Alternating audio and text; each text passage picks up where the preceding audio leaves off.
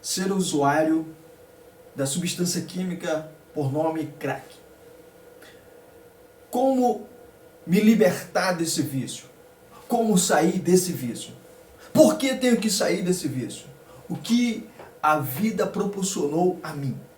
Quais as metodologias a serem utilizadas no dia a dia para serem aplicadas no meu ser e eu simplesmente, colocando em prática, parar de usar? Muitas perguntas são feitas, muitos questionamentos. Durante anos, desde do ano de 1990, aproximadamente ali aquele período, estava entrando a substância química chamada crack no Brasil. E alguns relatos começaram a se perceber que essa substância química estava entrando no Brasil a partir do ano de 1998, quando já começaram a encontrar um grande número de usuários. E desde lá até os dias de hoje, no século XXI, mesmo assim, diante de todas as coisas, perspectiva aqui no ano de 2022, um aumento extraordinário de muitas e muitas pessoas se tornando usuários. E você se pergunta, ou se você não se fez essa pergunta, mas eu já me fiz, como é que essa substância química ela começa a ter tantos usuários se ela não tem tanta divulgação, se ela não tem tantas propagandas como as outras substâncias, como a bebida alcoólica? Você assiste um filme hoje, você encontra uma pessoa usuária do cigarro.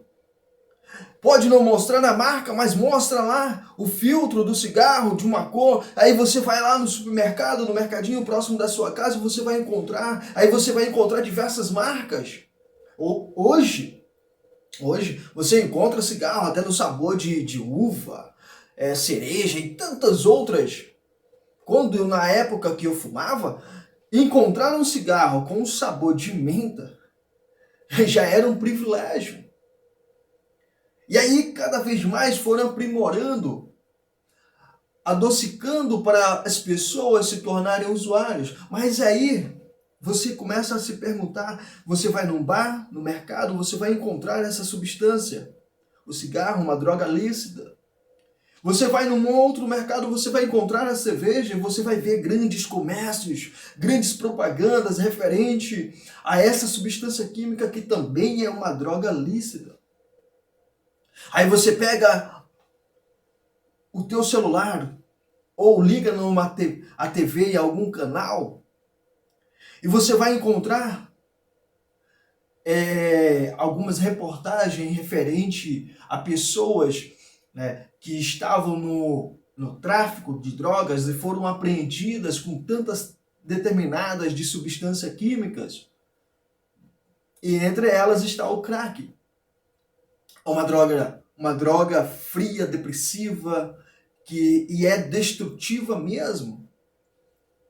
E você olha dentro da sua casa e tá lá aquela pessoa que se tornou usuário e começa a se perguntar por que essa pessoa se tornou usuário de drogas.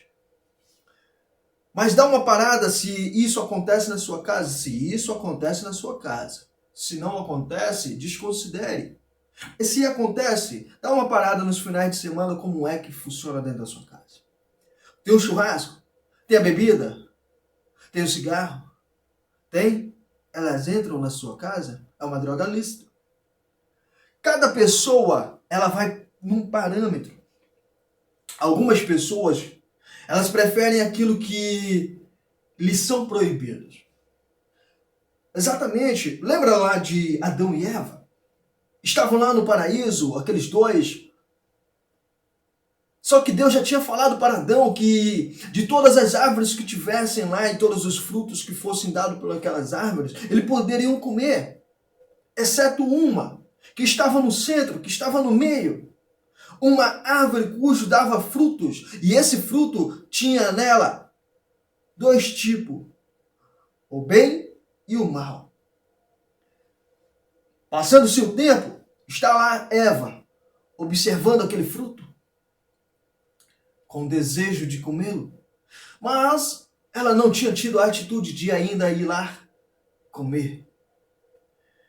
Chega uma serpente, começa a conversar com ela sobre aquele fruto, indagando, aumentando, influenciando que ela vai lá com a atitude e arranque aquele fruto e venha comê-lo.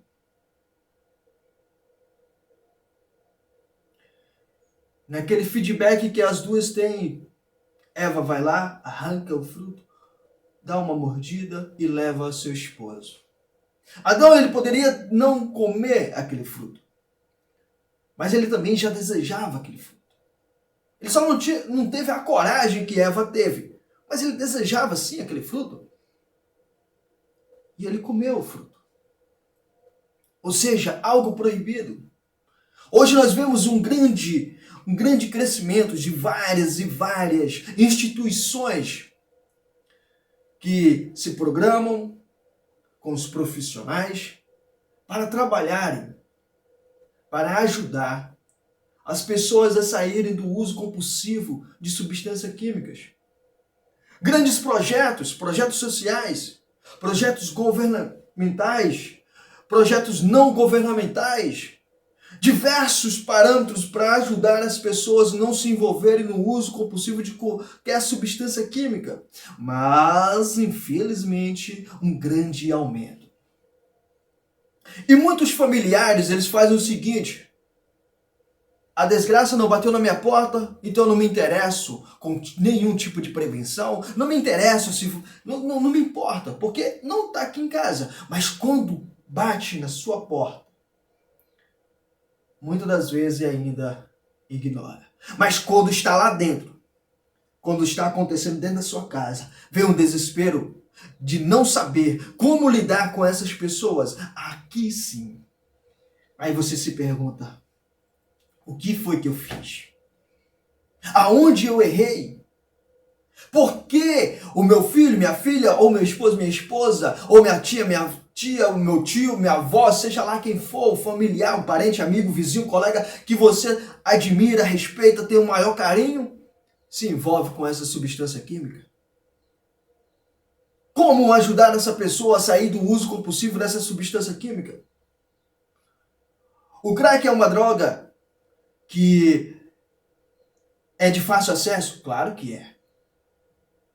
Às vezes você simplesmente ignora, você passa na rua, você vê, mas você ignora porque não aconteceu contigo, não aconteceu na tua casa, não aconteceu com nenhum familiar teu. Mas quando acontece, aí você começa a culpar aquelas pessoas que estão vendendo, tentando conseguir seu dinheiro para comprar suas coisas. Mas eu não estou aqui justificando o traficante, o bandido. Não.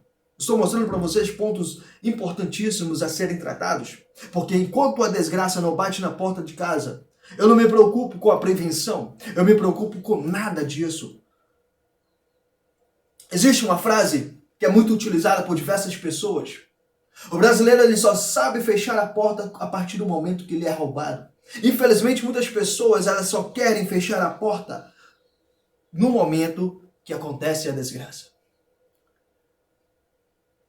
Quando eu fui usuário dessa substância química, eu posso dizer para você o sofrimento que eu senti, o sofrimento que eu vi de muitas e muitas outras pessoas usuários dessa mesma substância química. Pessoas que perderam tudo. Conheci professores, conheci pessoas que não tinham nenhum conhecimento do alfabeto. Não conhecia malmente a letra A, a primeira letra do alfabeto. Não conhecia.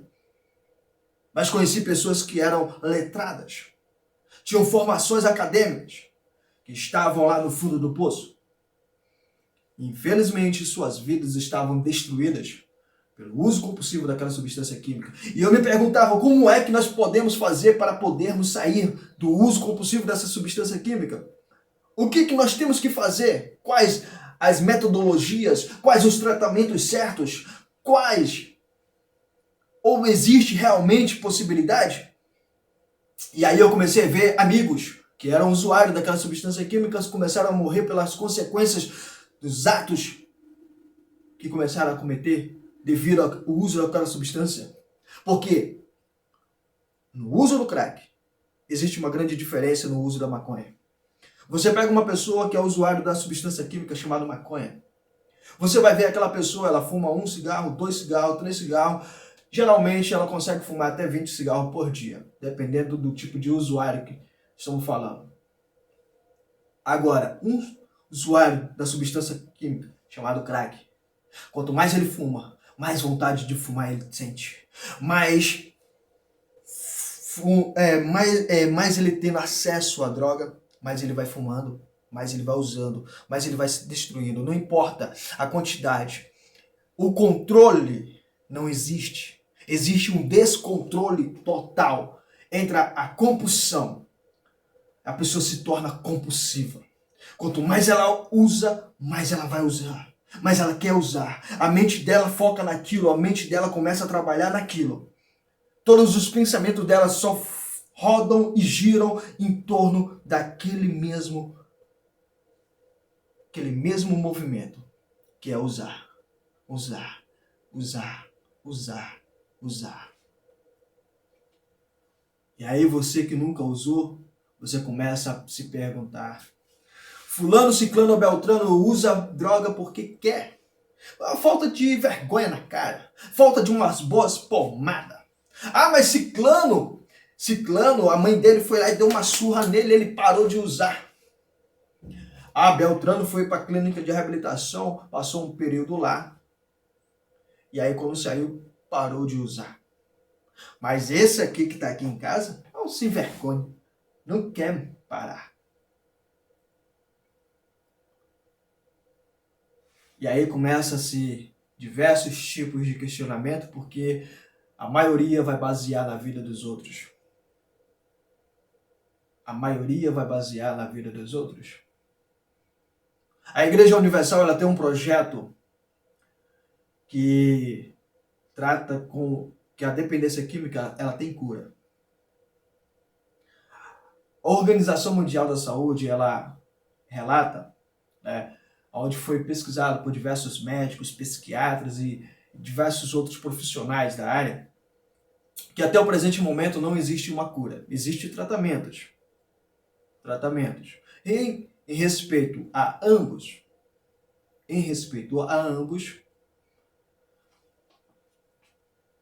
qual a solução? Como fazer? O que fazer?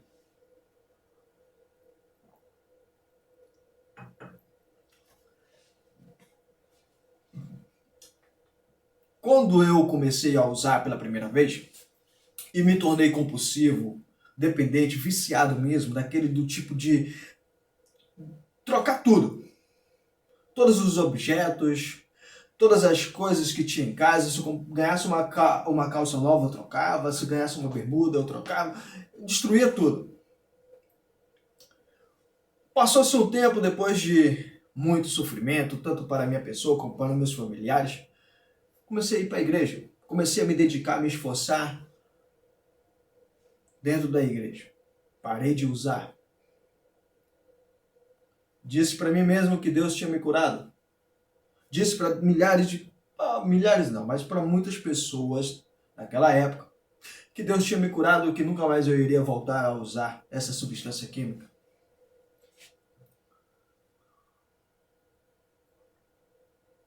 Por que eu disse isso? Convicção de fé. Fé, prática daquilo que eu acredito.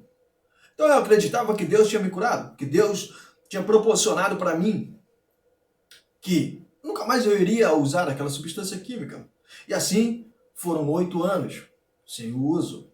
Mas aí eu comecei a me afastar. Me afastar de alguns conhecimentos as quais eu adquiri ao longo do tempo.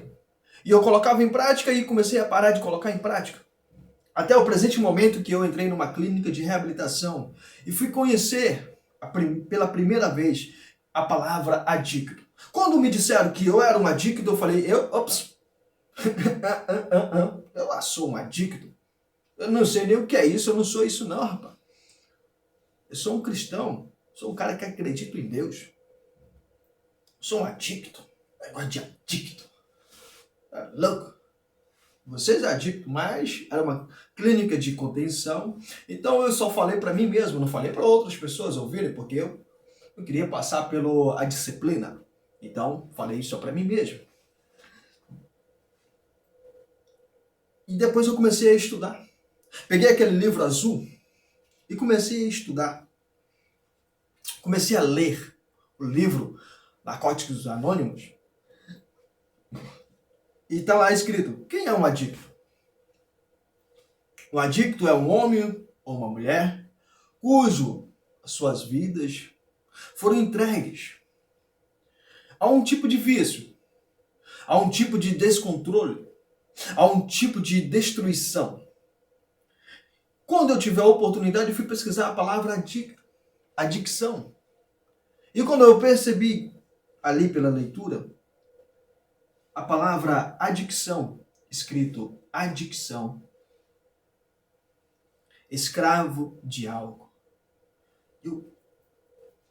Escravo de algo? Caracas, eu sou um adicto. Eu sou um adicto. Porque eu sou escravo. Sou escravo do uso compulsivo da substância química chamada crack. Até o presente momento, eu estava dentro de uma clínica, então eu estava passando pelo processo de desintoxicação. E durante esse período não foi fácil. Porque eu estava trocando a droga, crack, pela comida. Já estava sendo compulsivo. Mas um dia eu estava sentado com os outros colegas e estava lá no meio deles um rapaz que estava compulsivo também, da mesma forma. E tinha um outro que já estava enorme, também compulsivo. Eram ambos usuários da substância química crack. Começaram a trocar e eu comecei a perceber um desfalque.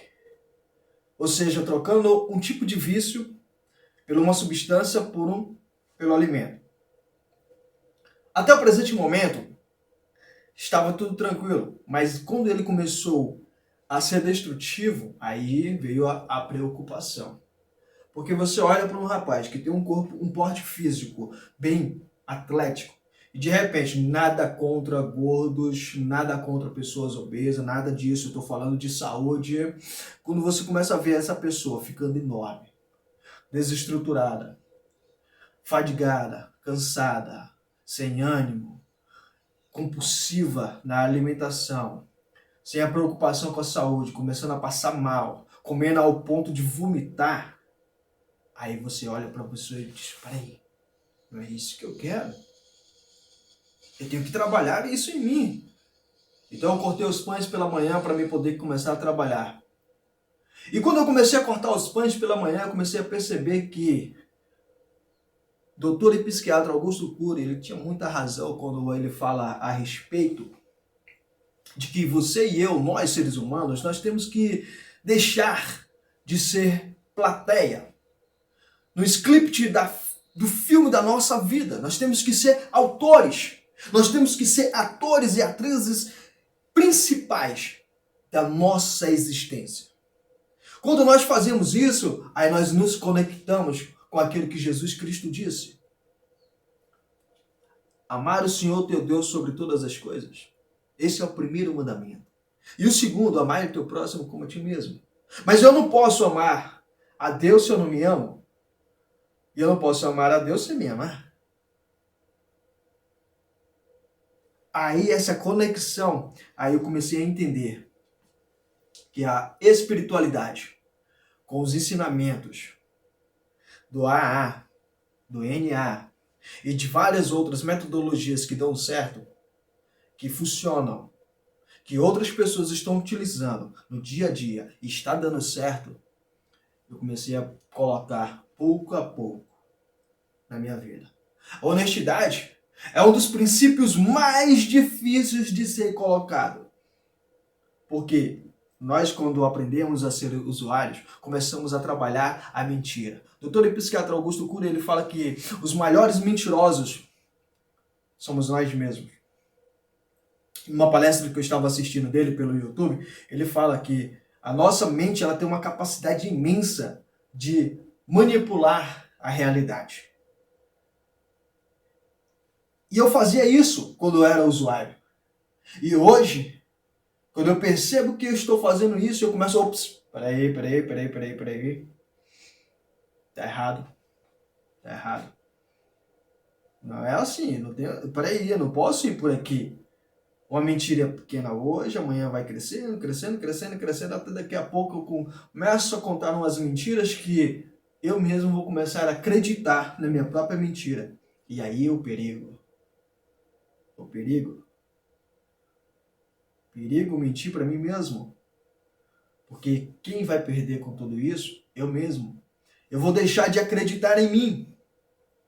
Eu vou deixar de ter fé em mim. E eu deixando de ter fé em mim, eu começo a anular a minha existência. Eu começo a me deixar de lado e me tornar simplesmente um vegetal. Não um vegetal daqueles de... Não, estou falando um vegetal de não existir, de vegetar, de simplesmente estar lá, mas não ter utilidade nenhuma, porque eu mesmo não estou conseguindo. Uma outra frase que o doutor e psiquiatra Augusto Cury fala, muito bonita, muito importante, é: o mundo inteiro pode me abandonar, mas eu não posso. Quando eu paro diante disso aí, eu começo a pensar em Jesus Cristo.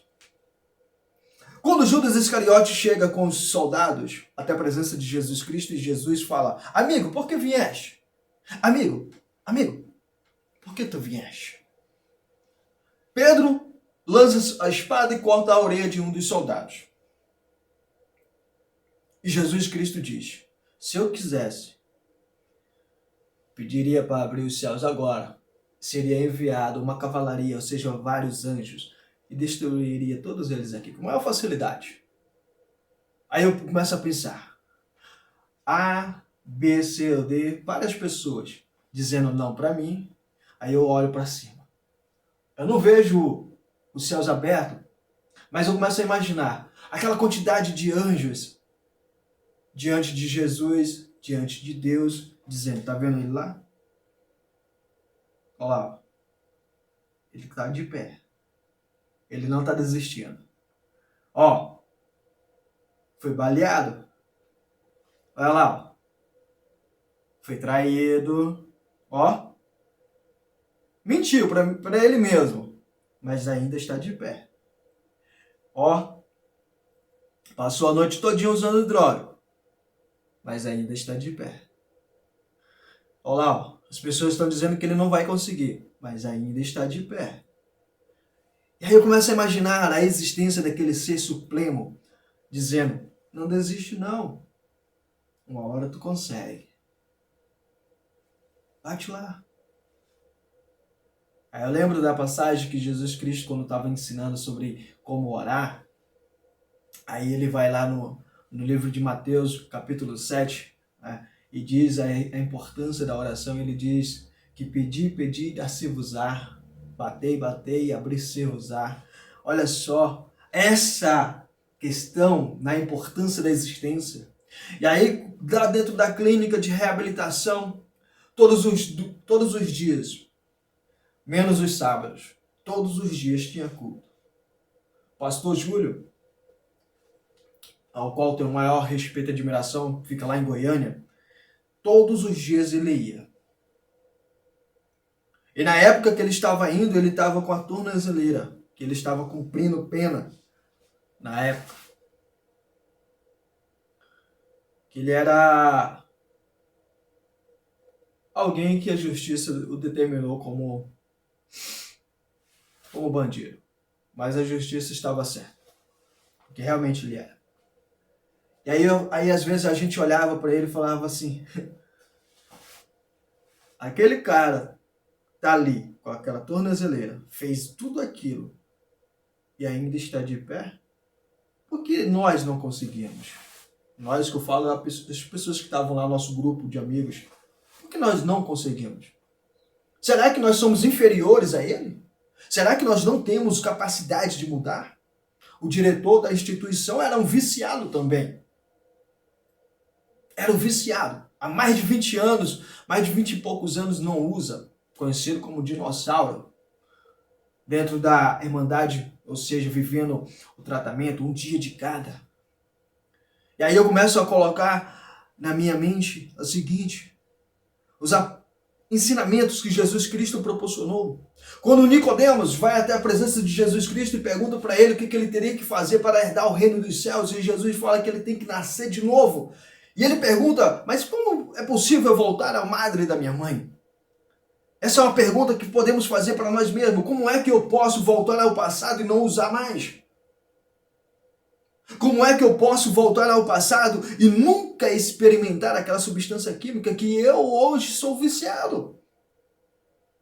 O que eu tenho que fazer? Como eu posso fazer? O que tenho que fazer? Qual o tipo de mudança que eu posso fazer para a minha vida? Essas perguntas são simples, mas são importantes. Você não pode voltar ao passado, você não pode mudar ele. Mas você pode mudar o hoje. Quando Jesus Cristo diz, eu não estou falando desse tipo de nascimento, não, eu estou falando desse nascimento aqui, nascer da água e do Espírito. Aí começa a perceber quais são os frutos do Espírito, quais são os princípios espirituais. Padre Haroldo, isso. Ele já não está mais entre nós. Mas ele foi um dos grandes percussores no Brasil pelo tratamento em dependência química. Numa instituição ao qual ele criou, eu não vou falar o nome, já estão em outras gestões, né?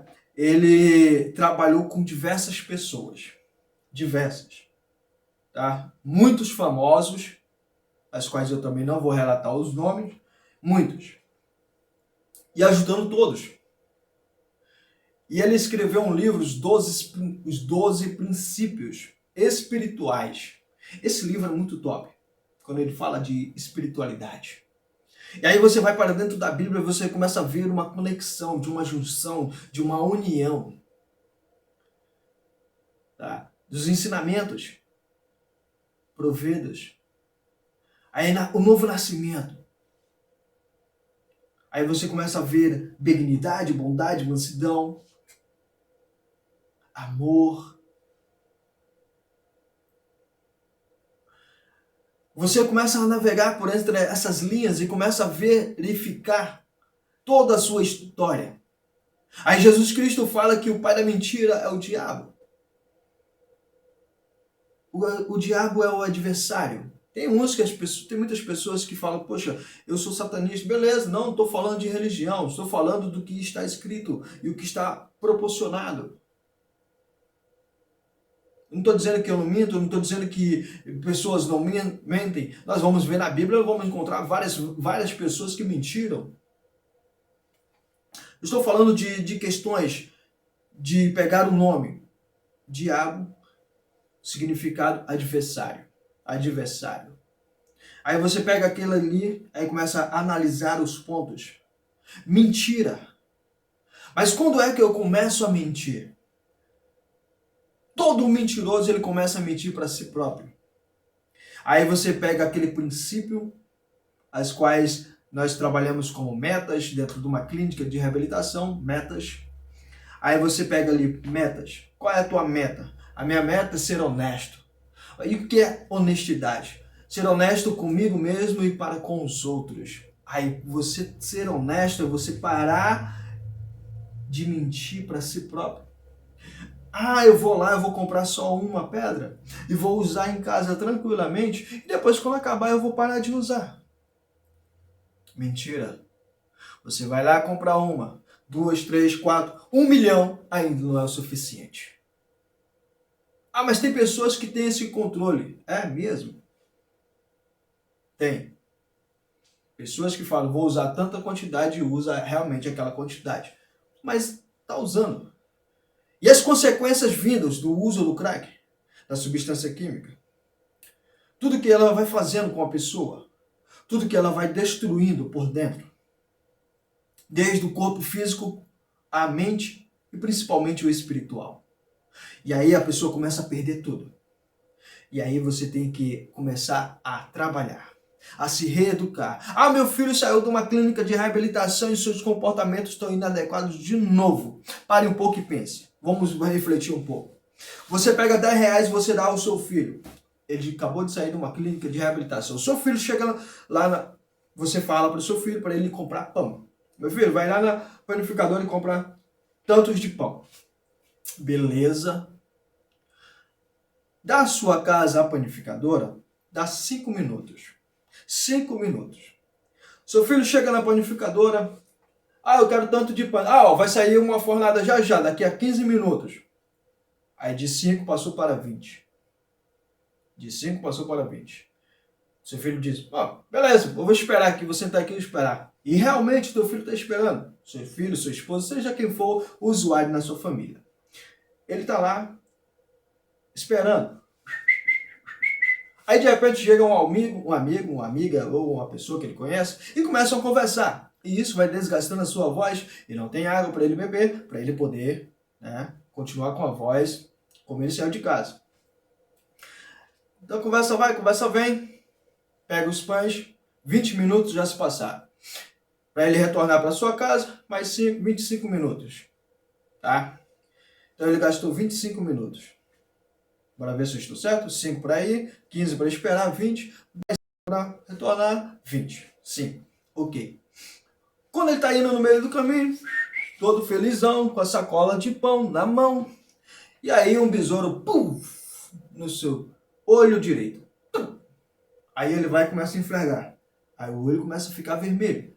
Eu não sei porquê, mas a maioria dos usuários de substância química, ele tem essa mania de quando bater algo no olho, ele coça aqui, enxerga com a mão e com força. E aí ele vai para o outro também, começa a enxergar como se tivesse aqui também. A maioria dos que eu já conversei fazem isso também. Eu já fiz também. Muito. Até hoje eu faço. Quando bate alguma coisa no olho aqui.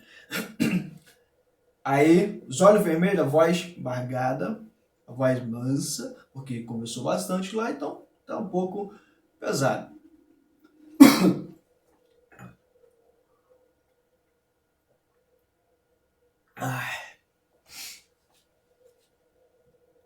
Aí ele chega em casa. Quando ele abre a porta, você olha os seus olhos do seu filho, ou do seu esposo, da sua filha, seja quem for, usuário. Aqueles olhos vermelhos. Nossa! Qual é o primeiro impacto seu? Primeira coisa que a sua mente vai bombardear vai ser: já estava usando droga de novo!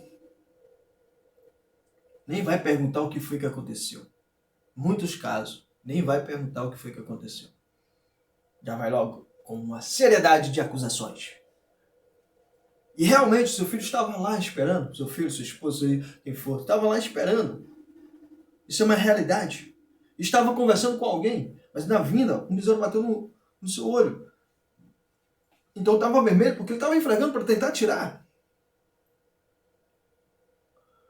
E quando ele chega em casa, a primeira coisa que você faz é acusar. Uma seriedade de acusações. Aí você quer que o seu filho mude? Seu esposo? Seja quem for? Sabe por que ele esperou os pães quentinhos? Porque ele está tentando mudar. Sabe por que ele demorou? Porque ele estava esperando os pães. Está tentando mudar. A fase mais difícil não é estar dentro de uma clínica de reabilitação. A fase mais difícil é estar fora da clínica de reabilitação. Porque além dele mudar, você vai ter que trabalhar em você para você mudar também. Você tem que mudar muitas coisas. Você vai ter que começar a aprender a reeducar a si próprio para poder... Aquela questão de você ser impossível ou impulsivo de falar logo, sem ter a certeza, ficou no passado, mas você tem que começar a ser diferente. Você tem que começar a dar a oportunidade da pessoa ser sincera com você. Porque se ela chegar a usar a substância química, ela não vai falar para você. Não com essas atitudes. Porque ela já sabe que você vai acusá-la. Mas se você começar a moldar essas atitudes, você além de estar conseguindo se ajudar, vai ajudar a outra pessoa também. Porque agora ela precisa, porque lá dentro da instituição ela tem profissionais que são pagos para isso, para tratarem diferente, mas não só eles estão tratando por causa que eles são pagos, porque realmente a maioria tem amor pelo que fazem. Aí você começa a moldar a sua forma de agir, a sua forma de lidar com essas divergências da vida, a começar a enxergar as coisas diferentes. E nisso você vai começando a ajudar a pessoa a continuar sendo moldada no dia a dia, porque aí ela começa a perceber que além de ela ser honesta consigo mesma, ela tem que ter uma mente aberta, ela precisa praticar novos hábitos, ela precisa modificar cada vez mais a forma como ela agia com você, ela começa a mudar. Porque outrora ela te tratava com arrogância, com violências nas palavras, nas atitudes. Aí ela começa a perceber como você está agindo. E aí ela começa a mudar. Ela começa a moldar a si própria.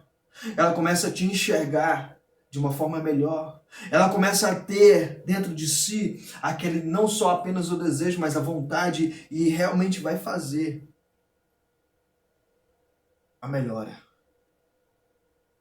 E aí você vai começar a perceber que aquela atitude de Jesus Cristo, quando viu Judas Iscariote, não foi sarcástica.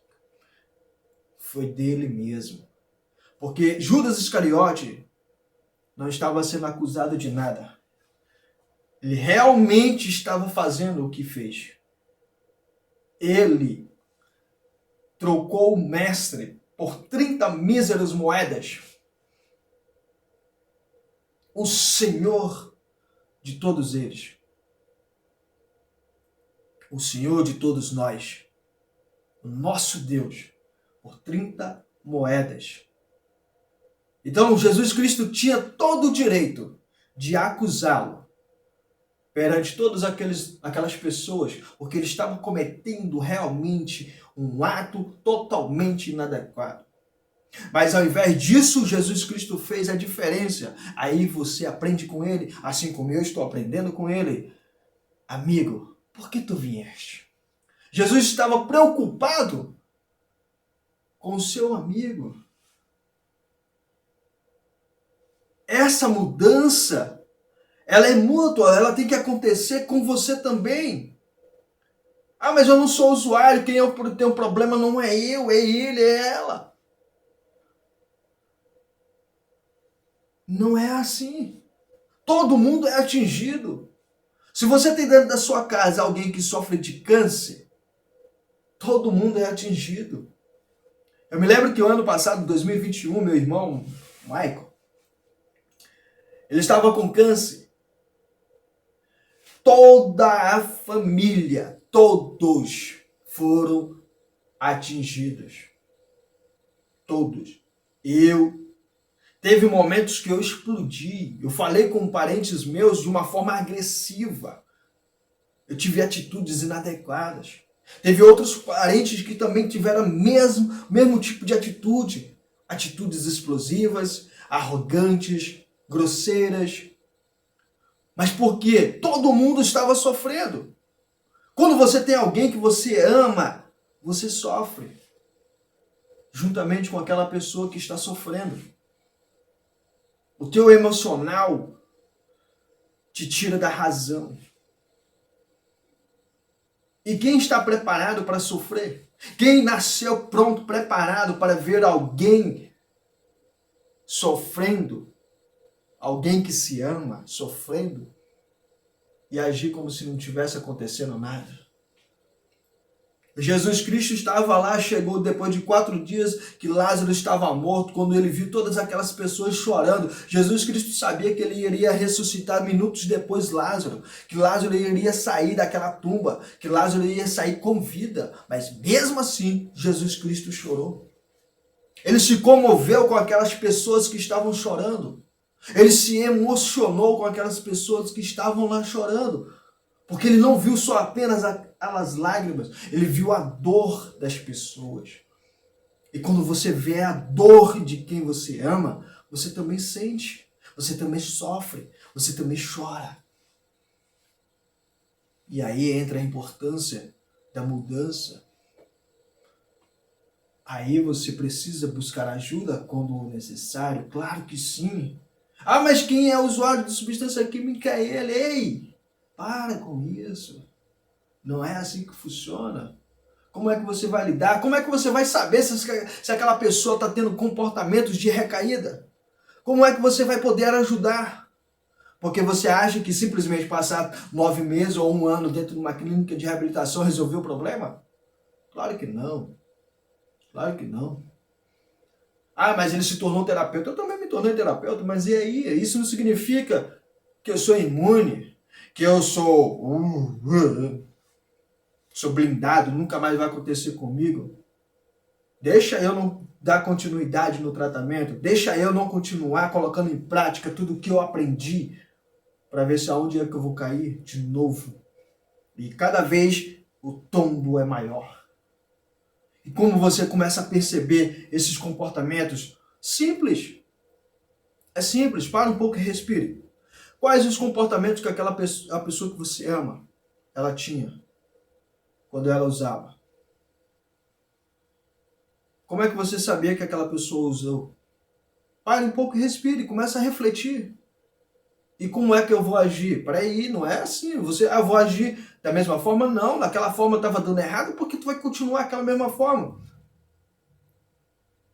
Você tem que mudar. Mente aberta. Moldar. Imagina Jesus Cristo: Judas, seu traidor, seu miserável, por que tu veio aqui me trazer esses caras aqui para me matar? Eu vou sofrer agora por causa da tua incompetência, da tua arrogância, da tua traição. Sou infeliz. Imagina ele falando isso. Imagina ele tendo esse tipo de atitude.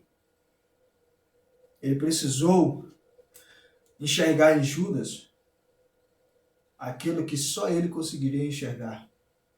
Porque ele presenciou, ele viu o ser humano incrível que ele era. A pessoa importante que ele era. O homem inteligente, culto, respeitador, educado que ele era. Ele não parou diante da atitude negativa dele. E se você continuar parando diante da mesma atitude negativa do usuário, você só vai ver um usuário de substância química. Você não vai enxergar um marido perfeito, um pai perfeito, um filho perfeito. Você não vai enxergar uma esposa perfeita. Você não vai enxergar uma filha perfeita, uma avó, um tio. Não, você vai enxergar simplesmente um usuário de substância química e pronto, acabou. E aí, quem perde com tudo isso? Vocês. Vocês. Se a minha mãe, no dia que eu dei o maior desespero para ela, eu tivesse chegado em casa e ela simplesmente tivesse tido a atitude: sou imprestável, inútil, sou miserável. Eu passei a noite todinha, 2 dias aqui preocupada com você e você na rua usando drogas. Mas quando eu entro na casa da minha mãe, naquele dia, foi o que marcou a minha história. Eu entrei na casa da minha mãe e ela gritou lá dentro do quarto dela: eu quero ver o meu filho! E quando eu cheguei na presença dela, ela simplesmente me abraçou. Ela fez aquilo diferente que ela já tinha feito. Ou seja, ela precisou mudar a estratégia como ela agia.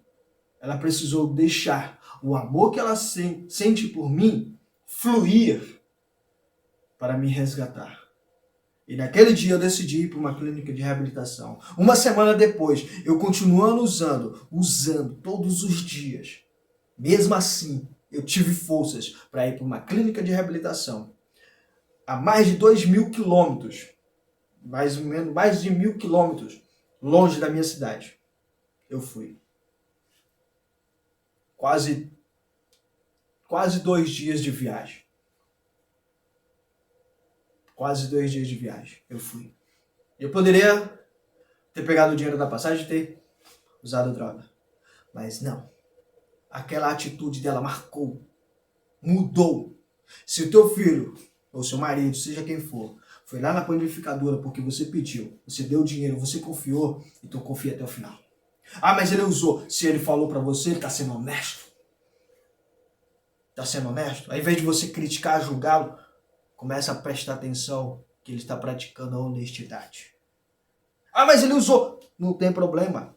Ele foi honesto com você? Te contou? Ótimo. É um avanço. É um avanço. É uma recuperação. Pare um pouco e pense. Alguém sofreu um acidente feio. Ficou por um tempo sem se movimentar, sem andar. E aí a pessoa vai começar a dar os primeiros passos. Aí ela vai com maior dificuldade, toma. E aí você vai fazer o quê? Vai julgar aquela pessoa? Vai detonar aquela pessoa porque ela tentou se colocar de pé e não conseguiu? Não. Você vai estender as suas mãos e vai dizer para aquela pessoa, tu consegue, eu estou contigo. Era isso que Jesus Cristo estava dizendo para Judas. Não importa o quanto que você tenha errado, eu ainda acredito em você. Eu ainda confio em você. Eu ainda tenho fé em você. Ele tomou uma decisão diferente? Tomou. Mas foi ele, não foi Jesus. E Pedro, que pegou a espada. E Pedro, que negou 3 vezes. E Pedro, que era o mais indisciplinado de todos. Leia as epístolas de Pedro. Leia lá aqueles versículos escritos por Pedro. Leia a história de Pedro. O que mudou na vida de Pedro? Qual foi importante todas as atitudes que Jesus Cristo teve com Pedro? Pedro foi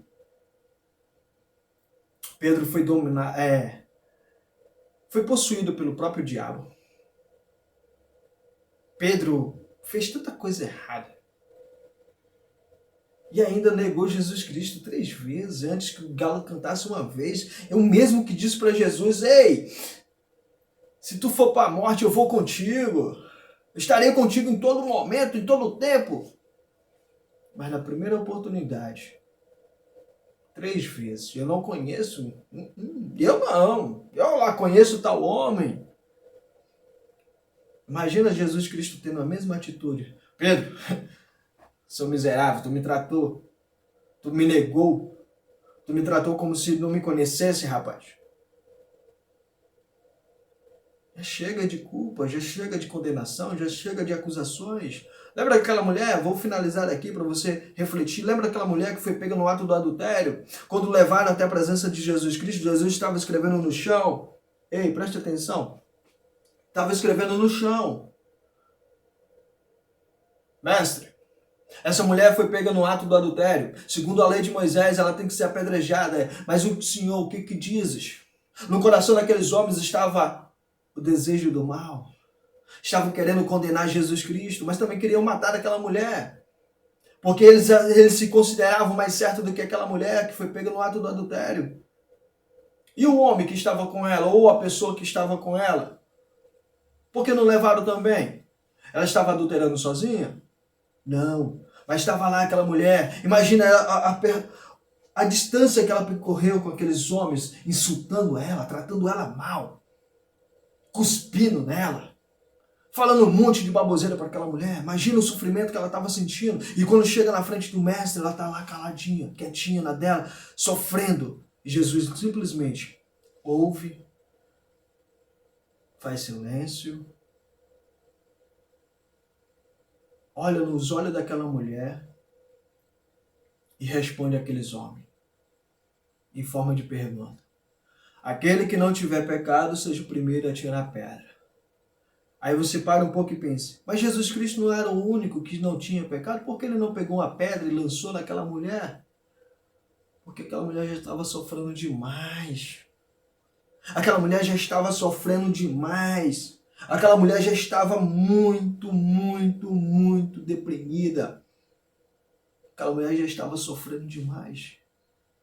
Quando todos começam a analisar a sua própria mente, a sua própria consciência, que é uma coisa que você tem que aprender a fazer, você não é usuário, mas então você tem que aprender. Olha a sua própria mente.